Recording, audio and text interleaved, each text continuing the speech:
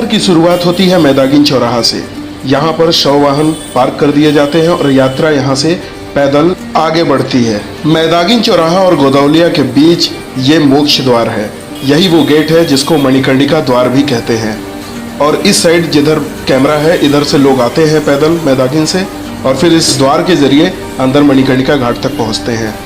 इस साइड आप देखेंगे तो ये जो आपको बिल्डिंग दिख रही है, ये काशी विश्वनाथ गेट 4 की बिल्डिंग है और यही रास्ता गोदौलिया चौराहे तक भी चला जाएगा।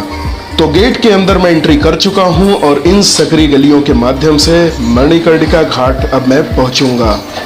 मणिकर्णिका घाट वाराणसी में गंगा नदी के तट पर स्थित एक प्रसिद्ध घाट है। एक मान्यता के अनुसार माता पार्वती जी का कर्ण का फूल यहाँ एक कुंड में गिर गया था, जिसे ढूंढने का काम भगवान शंकर जी के द्वारा किया गया था, जिस कारण इस स्थान का नाम मणिकर्णिका पड़ गया। एक दूसरी मान्यता के अनुसार भगवान शंकर जी द्वारा माता पार्वती जी के पार्थिव शरीर का अग्नि संस्कार भी यहीं किया गया था, जिस कारण इसे महाश्मशान भी कहते हैं। एक मान्यता के अनुसार स्वयं यहाँ आने वाले मृत शरीर के कानों में तारक मंत्र का उपदेश दिया जाता है एवं मोक्ष प्रदान की जाती है। तो धीरे धीरे मैं मणिकर्णिका घाट की ओर अग्रसर हूँ और बहुत ही जल्द वहाँ पहुँच जाऊँगा।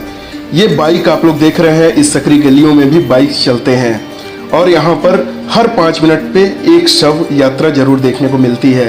ये देखिए नंदी महाराज खड़े हैं और यहाँ गलियों में आपको दुकानें भी मिल जाएंगी। सभी अपने अपने काम में बिजी हैं और इसी मार्ग से प्रतिदिन हजारों शव गुजरते हैं। अगर आपको मणिकर्णिका जाने में सुविधा हो तो नीचे आप ये पत्थर पे देख सकते हैं। उसे रूबरू करवाते हैं। बताया जाता है कि मणिकर्णिका घाट को भगवान शिव ने अनंत शक्ति का वरदान दिया है। इस घाट पर पहुंच के ही जीवन की असलियत के बारे में पता चलता है। इस घाट की विशेषता है कि यहाँ चिता की आग कभी शांत नहीं होती है दोस्तों। यही नहीं, यहाँ हर समय किसी न किसी का सौदा होता रहता है। हर रोज़ यहाँ 200 से 300 शव का अंतिम संस्कार किया जाता है दोस्तों। मणिकर्णिका घाट के बारे में कई मान्यताएं प्रचलित हैं। भगवान भोलेनाथ जी के द्वारा यहीं पर माता पार्वती जी का अंतिम संस्कार किया गया था। इसी कारण यह घाट महाश्मशान घाट के नाम से प्रसिद्ध है।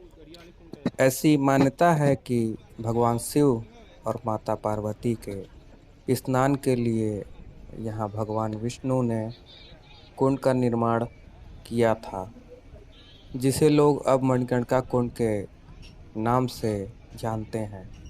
स्नान के दौरान माता पार्वती का कर्णफूल कुंड में गिर गया, जिससे महादेव ने ढूंढ कर निकाला। देवी पार्वती के कर्णफूल के नाम पर इस घाट का नाम मणिकर्णिका हुआ। इतिहास बताते हैं कि रानी लक्ष्मीबाई का जन्म 19 नवंबर 1828 को वाराणसी में हुआ था। वहाँ उनका नाम मणिकर्णिका रखा गया। माँ भागीरथी बाई के जल्द गुजर जाने के बाद वह महज 4 वर्ष की आयु में पिता मोरप्पन तांबे के साथ बिठूर के पेशावर महल में आ गई।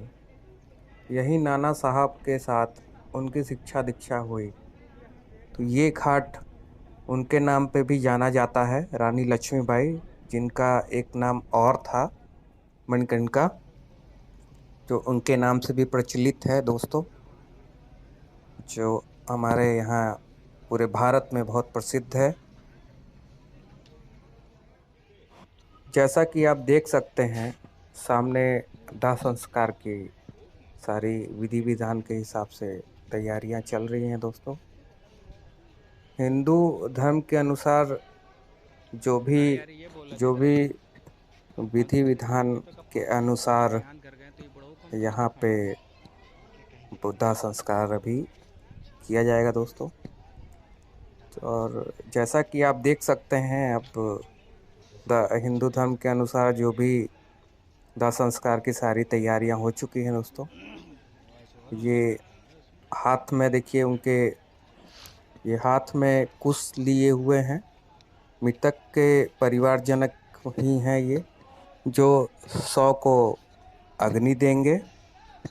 तो ये देख रहे हैं दोस्तों कि ये मृतक की शरीर है जो कि लकड़ियों पे रखी हुई है सारी। तो ये तो 7 बार घूमा जाता है। उसके बाद मृतक के शरीर को अग्नि दी जाती है दोस्तों। एक शरीर जलने में दोस्तों कम से कम 5 से 6 घंटा का समय लगता है। तो दोस्तों पीछे आप देख सकते हैं एक मृतक का शरीर अभी जस्ट यहाँ पे आया है। दोस्तों यहाँ